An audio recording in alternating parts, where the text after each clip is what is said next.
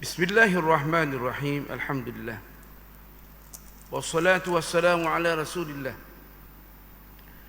Sayyidina Muhammad An-Nabiyil Karim wa ala alihi wa sahbihi ajma'in. Amma ba'du fa inna asdaqal hadithi kitabullah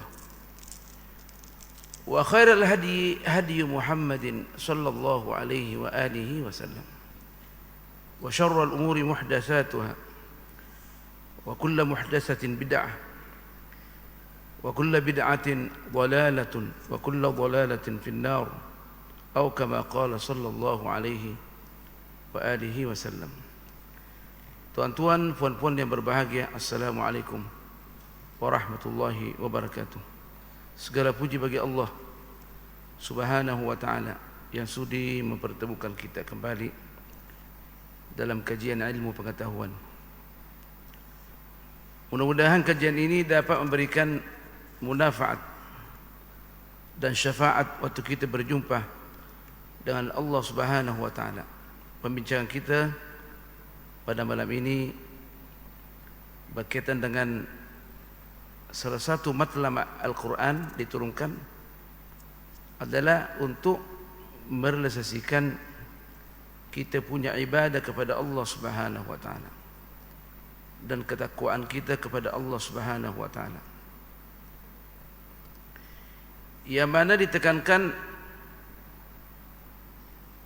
adanya solat jamaah itu merupakan wasilah utama, sarana utama untuk merealisasikan ibadatillahi Subhanahu wa ta'ala haqqa ibadatih. Bagaimana kita nak beribadat kepada Allah Subhanahu wa ta'ala dengan sungguh-sungguh ibadah dan bertakwa kepadanya. Tanggungjawab kita terlalu banyak, tapi dengan rahmat yang Allah limpahkan kepada kita adalah Allah menjadikan beberapa sarana itu merupakan jalan untuk memperolehi pahala yang terbanyak, meskipun pelaksanaannya dianggap artinya ringan. Nah, di antaranya ulama tengok adalah salatul jamaah. Salatul jamaah dia punya zahir dia, nah, adalah bagi orang yang tidak ditanamkan dalam hati dia satu cahaya, susah untuk melaksanakan. Tapi bagi orang yang sudah terlatih solat jamaah, maka dia akan mendapatkan kelezatan di dalam solat jamaah. Kelezatan ini kita dapat memahami daripada sabda Rasulullah sallallahu alaihi wasallam, yadullahi ma'al jamaah. Yadullahi ma'al jamaah, kita Asy'ariyah menterjemahkan ay quwwatullahi ma'al jamaah, kekuatan Allah bersama dengan jamaah, terutamanya kita menjaga solat jamaah. Dalam satu hadis Rasulullah sallallahu alaihi wasallam pernah bersabda, bila mana engkau melihat seseorang tu senantiasa dia pergi ke masjid solat jamaah, fashhad lahu bil iman, maka saksikanlah bahawa dia itu adalah sungguh-sungguh beriman kepada Allah Subhanahu wa ta'ala. Nah, apa sebab? Sebab dia meresap keimanan di dalam hati dia. Nak solat jamaah ini kalau kita tidak terdidik daripada awal, susah kita laksanakan. Nah, makanya itu kita ditekankan daripada awal supaya kita mendidik anak kita supaya cinta masjid. Nah, bukan menjauhkan anak kita dari masjid. Nah, memanglah anak ini kadang mengganggu, tapi EJK mesti pandai-pandai mengatur, menjaga sop anak-anak kita supaya dia boleh menjadi pelapis kita, pelanjut kita. Nah, kalau kita jauhkan anak kita daripada masjid, bagaimana mereka mau terbiasa datang ke masjid untuk menjaga solat jamaah? Nah, dan solat jamaah ini merupakan kekuatan kita. Selama salat jamaah itu masih dijaga di masjid, berarti kekuatan umat Islam masih terpelihara di sisi Allah Subhanahu wa taala. Orang Yahudi paling takut bila mana masjid ini penuh. Nah, sebab umat Islam akan mendapat kekuatan daripada Allah Subhanahu wa taala.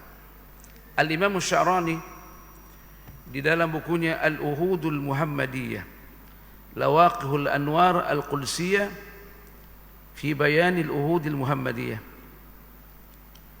tanda-tanda adanya Allah menenangkan cahaya kepada kita, adanya kita menjaga perjanjian kita dengan Allah Subhanahu wa taala.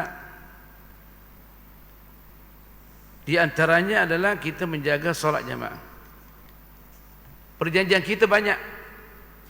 Waktu kita sudah ditiupkan ruh kita oleh Allah Subhanahu wa taala, waktu kita berada di alamul dzar, di perut ibu kita.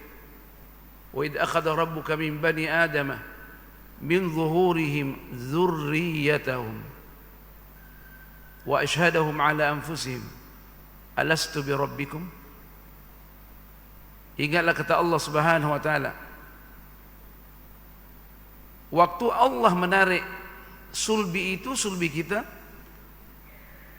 sulbi daripada belakang ayah kita, untuk masuk benih kita kepada rahim istri kita. Lepas itu dalam proses sebagaimana yang dijelaskan dalam hadis, setelah air mani itu terbentuk 40 hari, nutfatan, setitik air mani, 6, kemudian segumpal darah setelah 40 hari, kemudian segumpal daging 40 hari, 40 hari kemudian ditiupkan ruh dia. Allah tanya kita, alastu bi rabbikum, bukankah saya Tuhan kamu? Maksudnya bila mana kita keluar daripada perut ibu kita, kita akan tunduk kepada perutuan Allah Subhanahu wa taala, sama ada yang berkaitan ibadah ataukah berkaitan dengan muamalat, mesti tunduk kepada Allah Subhanahu wa taala. Yang paling penting dijaga dalam masalah ibadat adalah solat jamaah. Bila mana solat jamaah kita diterima oleh Allah Subhanahu wa taala, maka insyaallah kita punya semua ibadat akan terjaga. Nah, bahkan dikatakan solat kita seorang, nah, solat wajib bagi lelaki ini, bila mana kita tak laksanakan dengan jamaah, kita terancam boleh ditolak oleh Allah Subhanahu wa taala. Bagi lelaki, bagi perempuan solat di rumah lebih baik, tapi tidak ada yang melarang untuk melaksanakan solat jamaah di masjid selama dua prasyarat ini dapat dijaga. Perjalanan ke masjid ditanggung aman. Nah, di masjid juga dia dapat dijaga kehormatan dia, perjalanan ke masjid. Dan dibolehkan di masjid bila mana dia mendapat munafaat lebih banyak. Suami tak boleh mengajarkan kepada kita tentang agama, maka digalakkan ke masjid. Nah, tapi dasarnya adalah lebih baik solat di rumah bagi perempuan. Lelaki tak ada pilihan. Makanya itu mazhab Al-Imam Ahmad bin Hanbal melihat orang yang solat di rumah ini adalah dianggap berdosa. Nah, tak ada alasan. Mazhab Al-Imam Ahmad. Tapi mazhab kita adalah sunnatan muakkadatan, hampir wajib. Nah, maksudnya apa? Hampir wajib. Kita terancam di sisi Allah Subhanahu wa taala bila mana kita tidak menjaga solat jamaah di masjid. Coba tengok perbandingannya bila mana kita solat di rumah atau solat seorang di masjid, tak ikut jamaah, hanya mendapatkan 1 derajat saja. Nah, sedangkan kalau kita sembahyang jamaah dianggap kita boleh memperolehi lebih daripada 20 derajat. Naam, thalathin. Naam, arba'in, khamsin, sittin, wa sab'in, wa thamaniyah, wa tis'atin, wa tis'in, wa ishrina darajah. Lebih daripada 20 derajah. Dikatakan bid'in wa ishrina darajah. Bid'in itu adalah bertolak daripada 3 sampai 9. Naam. Tapi di sini dalam riwayat Al-Imam Al-Bukhari Muslim, salatul jama'ati afdalu min salatil fadhi bi 27 darajatan. Salat jamaah itu lebih baik daripada salat bersendirian dengan perbandingan 27 darjah. Al-Imam Ghazali melihat antara dua darjah adalah perjalanan 500 tahun. Nah, meskipun riwayat ini memerlukan lagi kajian semula, tapi dia berkaitan dengan motivasi, tak ada masalah. Nah, kita tidak tahu bagaimana perjalanan 500 tahun tuh. Ini hanya menceritakan bagi orang yang sholat jamaah, derajat yang akan diperolehi sangat besar, tidak boleh dipikirkan dengan akal pikiran manusia yang sederhana. Nah, nanti tahu waktu berjumpa dengan Allah Subhanahu wa ta'ala. Dalam satu riwayat lagi dikatakan, seandainya orang yang meninggalkan sholat jamaah, dia tahu fadilat sholat jamaah ini, nah, maka sesungguhnya dia akan datang kepada masjid sholat jamaah dengan merangkap. Nah, pentingnya kita menjaga sholat jamaah. Bagaimana kita nak menjaga sholat jamaah? Nah,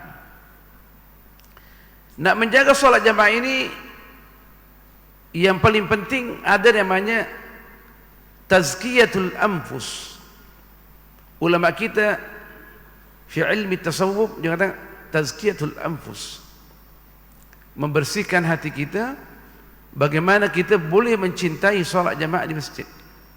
Nah, sebab ada orang yang sebagaimana yang kita telah ceritakan pada pengajian terlalu, ada orang tidak boleh masuk di masjid. Dia gemetar kalau masuk di masjid. Tapi kita alhamdulillah boleh solat di belakang imam. Kata Imam Sya'rani, bila mana kita solat di belakang imam, maka yakinlah bahawa itu merupakan nikmat yang terbesar daripada Allah Subhanahu wa ta'ala. Di belakang imam. Allahu Akbar. Di saffil awal. Kalau seandainya katanya kita boleh mengundi supaya kita boleh mendapatkan as-saffil awal, kita undi derajat yang diperolehi bagi orang yang salat jamaah. Kalau perempuan tambah belakang tambah bagus. Nah, kalau lelaki tambah dekat imam tambah bagus. Kalau perempuan tambah jauh, pahalanya tambah banyak. Subhanallah. Dimudahkan bagi perempuan. Dikatakan lau ya'lamu al-mutakhallifu 'anis salati fil jama'ati ma lil mashi. Naam. Kalau seandainya orang tu yang meninggalkan solat jamaah di masjid, dia tahu apa yang diperolehi orang yang berjalan kaki pergi ke masjid. Naam. La ataha. Naam. Ma lil mashi ilaiha la ataha walau habwan ala yadayhi wa rijlaihi. Kalau dia tahu darjahnya, keistimewaannya orang solat jamaah, maka dia merangkap, naam, dengan tangan dia, dengan kaki dia untuk sampai ke masjid. Allahu Akbar. Naam. Dan kita orang yang sihat tidak ada alasan untuk mendapatkan untuk kita solat jamaah. Jadi kita minta supaya kita senantiasa berdoa kepada Allah Subhanahu wa ta'ala supaya Allah membersihkan hati kita. Bagaimana kita nak sembahyang jamaah. Nah, ada orang tambah alim, tambah dia jauh daripada solat jamaah. Nah, tambah populer, tambah tak mau sembahyang jamaah, tak mau ditanya bermacam-macam pertanyaan di masjid, sehingga meninggalkan solat jamaah. Nah, setiap langkah-langkah kita pergi ke masjid adalah dihapuskan dosa kita dan diangkat derajat kita. Kalau seandainya kita mati, maka kita dianggap mati syahid. Allahu Akbar. Naam. Dalam hadis yang lain dikatakan, kalau seandainya orang tu yang solat jamaah di masjid, naam,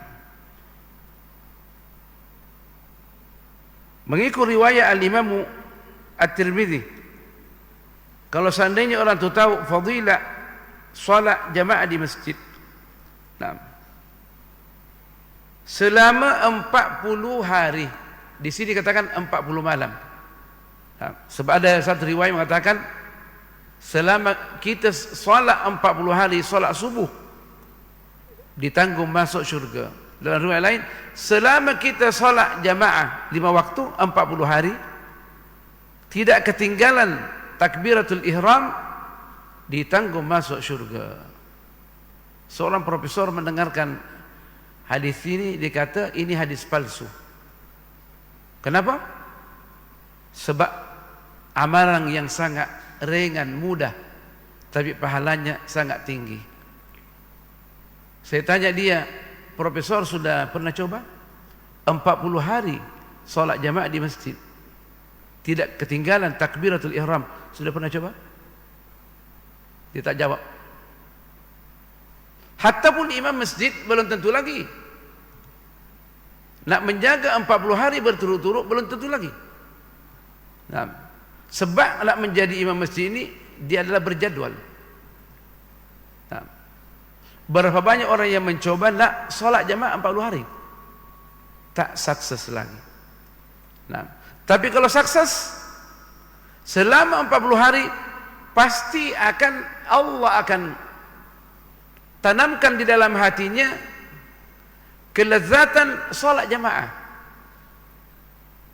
sehingga bila mana dia tak solat jamaah, dia terasa tidak tenang hatinya. Apa yang kurang dalam kehidupan sehari ini? Dia tak solat jamaah. Nah, kalau demikian berarti Allah telah menanamkan di dalam hati kita namanya halawatul iman, kemanisan keimanan. Nah, kemanisan keimanan ini bila mana kita rasakan, maka kita termasuk orang yang terpilih dan orang yang disayangi oleh Allah Subhanahu wa taala. Makanya itu berbahagialah bagi orang yang hatinya bergantung di masjid.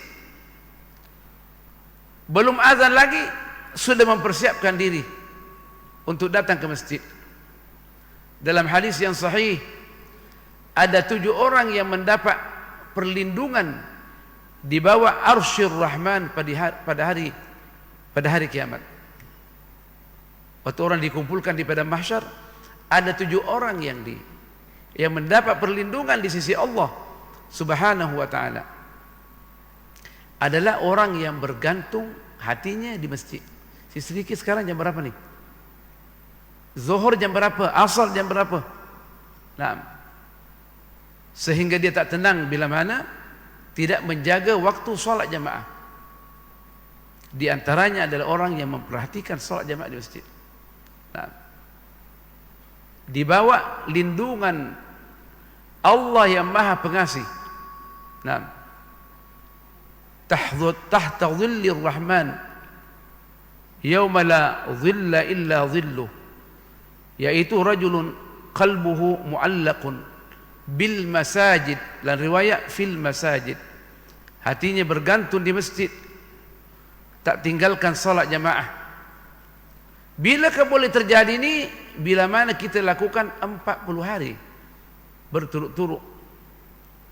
Makanya itu sebagian orang dia nak menjaga salat jamaah, nah, secara teratur dan terpelihara. Sebagian ada seorang yang meminta, tanya Abu Bakar Jazairi, bagaimana aku nak menjaga sholat jamaah? Dibilang bersama orang-orang yang senantiasa sholat jamaah, bersama dengan orang tablik.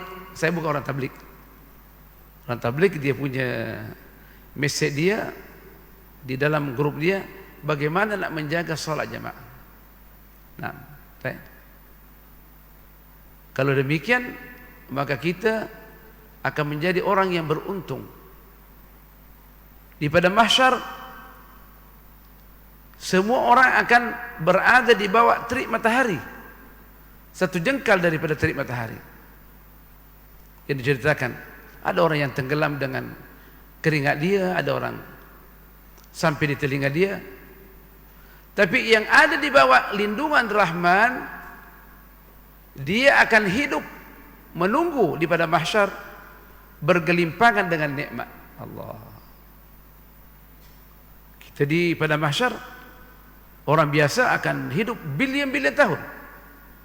Nah, bilion-bilion tahun. Tapi orang yang senantiasa bergantung hatinya di masjid, salat jamaah, dia dalam riwayat akan menunggu di arsyir Rahman antara salat zuhur dan salat asar. Coba tengok, orang lain menunggu bilion-bilion tahun dengan terik matahari yang panas. Tapi orang yang senantiasa menjaga salat jamaah, dia hanya menunggu antara zuhur dan asar saja, bergelimpangan dengan nikmat. Sampai dikatakan, mereka itu kenapa? Apa keistimewaan mereka sehingga dilindungi oleh Allah Subhanahu wa taala? Bahkan dikatakan, salat kita ini yang seorang ini, walaupun bagaimana indahnya, tidak dijamin diterima oleh Allah Subhanahu wa taala. Tapi kalau salat jamaah, dipastikan diterima insyaallah, kata ulama kita. Pada akhir zaman kita tengok, kata Rasulullah SAW, orang salat di masjid seakan-akan semuanya khusyuk, padahal tidak ada pun yang khusyuk.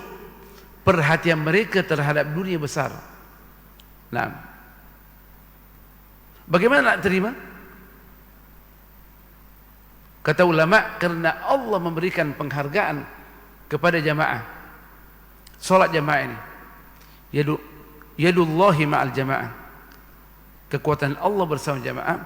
Maka meskipun semua orang yang salat itu, termasuklah imam, tidak khusyuk, tapi selama dia menjaga rukun salat yang zahir, takbirnya, wuduk dia, rukuk dia, sujud dia, insyaallah diterima oleh Allah Subhanahu wa taala. Itu keindahannya bila mana kita menjaga salat jamaah. Dan nanti di akhirat, semua kawan-kawan kita yang di masjid ini akan saling memberikan syafaat. Ya Allah, aku tengok dia salat di masjid, senantiasa menjaga salat di masjid bersama kita, salat subuh, salat zuhur. Kita akan bertanya, di mana kawan-kawan saya ini yang dulu pernah bersama-sama di Masjid Abidin, masjid apapun. Maka Allah akan memperlihatkan bahwa kawan yang kau cari itu sana, ada di neraka. Sehingga Allah memberikan kemampuan bagi orang yang sudah masuk di surga untuk menyelamatkan kawan dia. Kata ulama, walau lahzatan wahidah. Nah, meskipun perkenalan kita dengan orang-orang yang menjaga salat jamaah ini, meskipun sedetik, dia dapat menyelamatkan kita. Allah, ya Allah, selamatkan dia ya Allah, karena dia adalah selalu bersama dengan kita salat jamaah. Sekalipun aku pernah tengok dia di Masjid Abidin, dia salat jamaah, maka berilah saya Allah kekuatan untuk menyelamatkan dia. Bahkan dikatakan, orang yang sudah masuk di neraka, di surga, dia boleh masuk neraka dengan kecepatan sinar. Orang yang sudah masuk syurga, dia keluar dari syurga masuk neraka, dia tak akan tersentuh dengan api neraka. Dia ambil kawan dia dan akan dimasukkan di sungai namanya Nahrul Hayah, sungai kehidupan. Allahu Akbar. Dikatakan dia akan diproses di sana. Nah, daripada hangus, hilang dia punya kehangusan, sampai dia boleh hidup bersama-sama di kumpulan Jahannamiyun. Dikatakan Jahannamiyun, orang-orang yang pernah di neraka Jahannam. Nah, tingkat 1 dari atas, waktu orang itu jatuh daripada siratul mustaqim, nah, dia akan jatuh untuk diproses, dibersihkan oleh Allah Subhanahu wa taala. Orang-orang yang boleh memberikan syafaat kepada dia, terutamanya Rasulullah sallallahu alaihi wasallam dan kawan-kawan yang baik, menyelamatkan kita, akan menarik kita, memasukkan kita di sungai kehidupan di surga beberapa waktu, dan mereka mengenal bahwa itu adalah penduduk neraka Jahannam dulu, sehingga ditempatkan lagi ke tempat lain. Makanya itu ulama mengatakan, terutamanya Al-Imam Hasan Banna, jangan kita teragak-agak untuk berkenalan dengan orang-orang yang beriman kepada Allah Subhanahu wa taala. Jangan teragak-agak kita ni nak memberikan pertolongan kepada saudara kita. Ajak saudara kita untuk solat jamaah di masjid. Kita sedang untuk masuk syurga melalui solat jamaah. Kita ajak saudara-saudara kita untuk solat jamaah. Mudah-mudahan apa yang kita lakukan, dakwah kita mengajak saudara-saudara kita untuk solat jamaah, apa yang dilakukan, kita akan mendapat persentage daripada dakwah kita. Dakwah ini tak sulit mana. Dakwah artinya kita mengajak orang untuk berbuat kebaikan.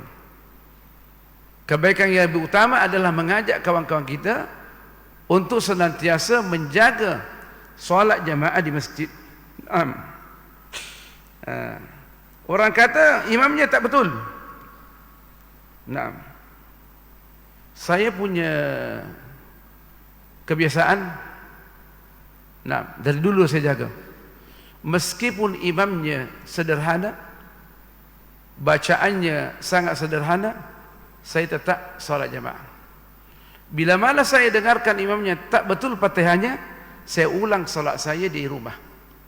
Nah, dan saya solat jamaah di masjid untuk mengatakan kepada Allah, ya Allah, saya sudah hadir solat jamaah. Nah, kita sudah berusaha. Nah, tapi tentunya alhamdulillah kita di tempat kita ini orang yang nak menjadi imam mestilah bertauliah. Itu indahnya. Beberapa negara jiran, nah, yang power itulah dia jadi imam. Mesti dia katanya. Mesti dia.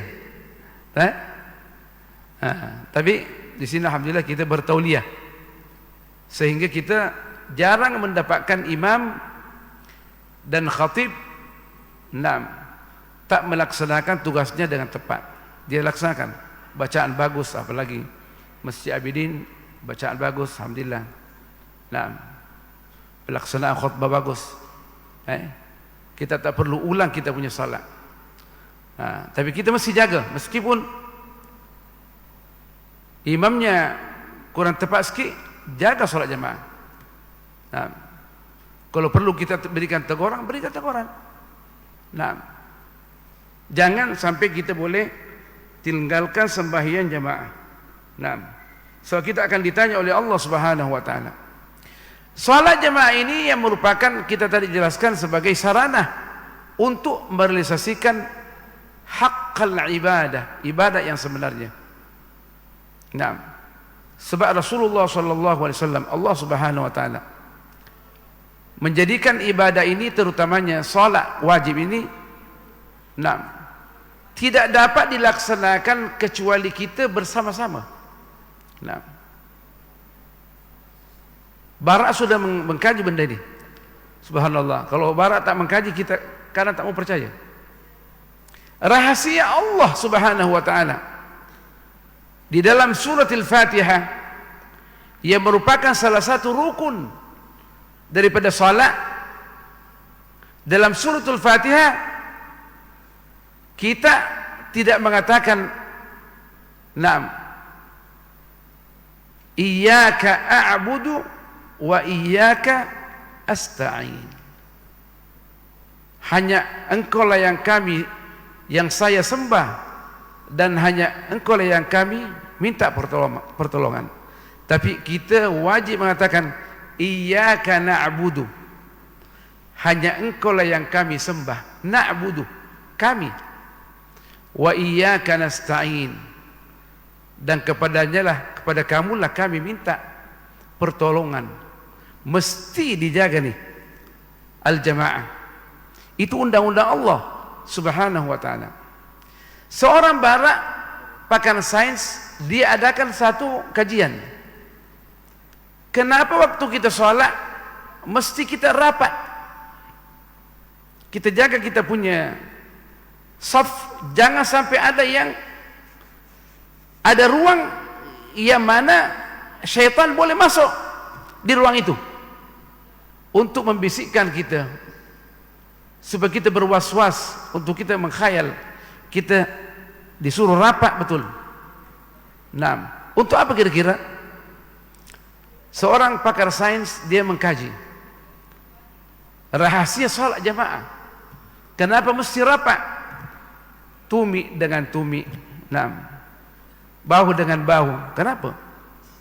Ditengok bahwa bila mana kita rapat, maka kita punya tenaga elektrik akan berjalan dengan normal. Subhanallah. Makanya itu ulama kita menekankan, kalau kita tidak sehat seperti demam, maka datanglah salat jamaah. Kita punya tenaga elektrik akan berjalan dengan baik. Nah, subhanallah. Itu bukan orang Islam yang kaji, adalah orang barat. Nah, yang kaji. Kita sekarang ini kalau orang barat tak kaji, kita kurang percaya. Ini orang barat yang kaji. Nah, bila mana kita rapat, maka tenaga elektrik kita akan berjalan dengan normal. Suhu badan kita akan lancar. Tapi kita di Asia ini tersenggol sendiri sikit, kita tersinggung. Nah, tak boleh disentuh. Saya tengok itu orang Melayu di mana-mana, Indonesia, Brunei, Malaysia, di mana saja kita terlalu halus. Subhanallah.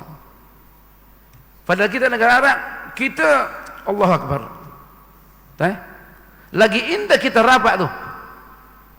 Itu yang diperintahkan oleh Rasulullah sallallahu alaihi wasallam, supaya tidak memberikan ruang kepada syaitan untuk membisikkan kita benda-benda yang menjadikan kita mengkhayal dalam salat. Bila mana kita mengkhayal dalam salat, maka kita tidak khusyuk. Bila mana kita tidak khusyuk, maka terancam salat kita tidak diterima oleh Allah Subhanahu wa taala. Sebab khusyuk ini merupakan mutiara salat. Makanya itu ditekankan, sewaktu kita sudah berwudu, jangan sama sekali bercakap tentang dunia, supaya kita boleh melaksanakan salat dengan penuh khusyuk. Jangan bercakap tentang dunia. Nah, apalagi bercakap dengan istri.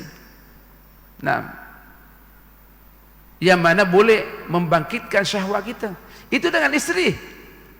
Nah, makanya itu ditekankan kita membaca doa sesudah wudu. Allahumma ja'alni minat tawwabin wa ja'alni minal mutatahhirin. Jadikanlah aku, ya Allah, daripada orang senantiasa bertobat kepada Allah, mensucikan jiwanya, pensucian rohani, wa ja'alni minal mutatahhirin, dan jadikanlah aku senantiasa bersih, zahiran wa batinan. Kalau demikian Allah terima. Dikatakan dia salat 2 rakaat tak membisikkan hatinya dengan dunia, insyaallah ditanggung masuk surga. Nah, memang beratlah. Nah, kita sudah wudu nak sembahyang khusyuk. Di antaranya ulama kata jangan bercakap dengan istri, apalagi melihat perempuan yang bukan mahram kita. Sebab sudah dibuktikan bila mana syahwat bergerak pasti kita punya khusyuk hilang, itu otomatik. Maka sebagian mazhab, saya jumpa dengan orang alim bermazhab Maliki, dia kata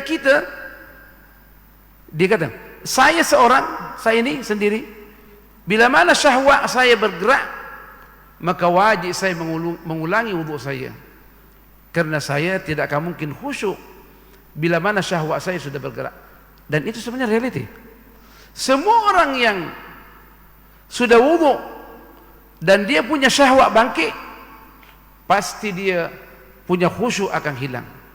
Makanya itu perempuan tambah jauh ke belakang, tambah khusyuk akan kita wujudkan dalam sholat. Tambah dekat, kita akan tambah bermasalah. Maka disuruh perempuan jauh sedikit ke belakang. Mereka tambah ke belakang, tambah sholatnya diterima, insya Allah di sisi Allah Subhanahu wa Ta'ala. Ini perlu dijaga nih. Nah,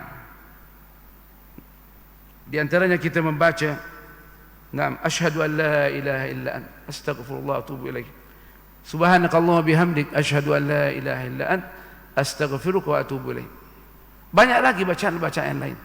Kita jangan berhenti membaca wirid kita supaya syahwat kita tidak bangkit. Syahwat kita daripada tempat keimanan kita. Sama. Kalau kita tak jaga. Tapi di situ jugalah bila mana kita senantiasa kita bersyahadat dan menyebutkan nama Rasulullah sallallahu alaihi wasallam dan kita berselawat, selama itu kita insya-Allah boleh menjaga kita punya khusyuk. Sebagian ulama bila mana dia melihat lawan jenis dia akan membaca ya nafsi ya nafsi ya nafsi ittaqillah, disambung ya nafsi ittaqillah, wahai hawa nafsu aku, takutlah kamu kepada Allah Subhanahu wa Ta'ala. Dan ini sudah menjadi praktikal bagi orang yang bertakwa, bagi orang yang rabbani, yang dekat kepada Allah Subhanahu wa Ta'ala. Kita tengok syahwat kita bergejolak, kita mengatakan ya nafsi, wahai syahwat aku, takutlah kepada Allah Subhanahu wa Ta'ala. Dia akan tunduk terus. Itu sudah dibuktikan tuh. Ya nafsi ittaqillah. Wahai hawa nafsu aku, takutlah kepada Allah. Sebutkan Allah, ittaqillah. Bila mana sebutkan tu, insya-Allah kita akan dikontrol. Syahwat kita akan dikontrol dan kita boleh khusyuk dalam melaksanakan solat kita. Tapi insya-Allah kalau kita solat jamaah akan diterima oleh Allah Subhanahu wa Ta'ala. Bagaimana kalau dia solat jamaah dan dia boleh khusyuk lagi? Allah, dijamin insya-Allah diterima oleh Allah Subhanahu wa Ta'ala. Itu nak menggalakkan solat jamaah. Tapi kita jangan mengatakan saya solat jamaah tak apa, kita gerakkan syahwat kita, maka tak. Bila mana kita solat jamaah dan kita boleh menjaga tata tertib dan menjaga khusyuknya, itu jaminan utama Allah akan menerima solat kita. Bila mana Allah menerima solat kita, terutama solat jamaah, berarti kita punya amalan yang lain akan mudah diproses oleh Allah Subhanahu wa Ta'ala. Dan dikatakan awal kita berjumpa dengan Allah Subhanahu wa Ta'ala, dia akan tanya tentang solat kita. Solat jamaah ini merupakan solat yang dilaksanakan dengan penuh kesempurnaan. Sebab kawan-kawan kita ini menyempurnakan kita. Derajah yang kita perolehi dengan jamaah yang ada, dia mengikut berapa banyak jamaah yang ikut, kita akan mendapat persentage. Kalau 2 saf, berarti kita akan mendapatkan persentage 2 saf. 3 shot, kita akan mendapat persentage. Berarti kekuatan kita untuk diterima kita punya sholat jamaah tambah kuat. Maka itu kita memilih masjid yang mana dia punya jamaah dia adalah banyak, supaya persentage kita peroleh banyak. Seperti masjid negeri ini, imam-imamnya yang sudah terlatih. Nah, dia punya bacaan sudah terlatih. Nah, dan dikatakan kita juga sudah berjanji dengan Rasulullah sallallahu alaihi wasallam untuk menjaga namanya al-jama'atul uzma. Apa itu al-jama'atul uzma? Adalah jamaah yang dilaksanakan pada waktunya. Nah, bersama dengan imam masjid yang bertauliyah, yang sudah ditetapkan oleh kerajaan. Nah, atau imam masjid lah dilaksanakan sholat jamaah itu pada waktunya. Jamaah yang kedua memang juga insya Allah diterima, tapi tidak sama dengan jamaah yang dilaksanakan pada awal waktu, ya secara resmi, tak mungkin. Itu namanya al-jama'atul uzma. Yang jamaah yang diadakan sesudah sama jamaah yang resmi ini namanya al-jama'atus sughra. Pahalanya kecil. Ini pahalanya besar. Sebab apa? Kita menjaga pada jamaah yang sudah diresmikan. Nah, oleh waliul amr. Dia merupakan imam yang bertauliyah, imam yang sudah dicek bacaan dia, imam yang sudah dicek keilmuan dia, mendapat pahala yang besar di sisi Allah Subhanahu wa taala. Makanya itu di dalam Islam sangat menekankan masalah yang dikatakan quality. Nah, bukan dengan quantity. Quality kita sholat jamaah, berapa banyak pahala yang kita perolehi daripada kita sholat 1000 rakaat seorang kita 1000 rakaat. Belum tentu lagi boleh sama halnya orang yang sholat jamaah dengan al-imamatul uzma. Jadi kata al-Imam Syarani, jagalah hak al-jama'atul uzma untuk memperolehi satu pahala yang luar biasa. Tak boleh dikira, dihitung dengan kalkulator, tak boleh. Nah, daripada al-jama'atul uzma. Dia kata aku solat jamaah juga, tapi iya, solat jamaah bahagian yang kedua. Pahalanya kecil. Yang tinggi ini dia nih, awal waktu bersama dengan imam yang resmi nih, bersama dengan imam yang sudah bertauliyah. Itu Rasulullah sallallahu alaihi wasallam, kita mengambil janji dengan Rasulullah sallallahu alaihi wasallam untuk menjaga itu. Tuan-tuan perempuan yang berbahagia, insyaallah kita akan sambung lagi nanti fadilah bagi orang yang menjaga salat jamaah di masjid. Masjid dulu ditekankan masjid jami' ini yang ada boleh berjumat, khutbah Jumat.